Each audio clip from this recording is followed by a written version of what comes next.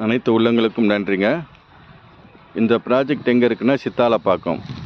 So ஒரு அருமையான ப்ராஜெக்ட்டுங்க. சுற்றிலும் பாருங்கள் வீடெல்லாம் இருக்குது, பெரிய பெரிய அப்பார்ட்மெண்ட்லாம் கட்டியிருக்காங்க பாருங்கள்.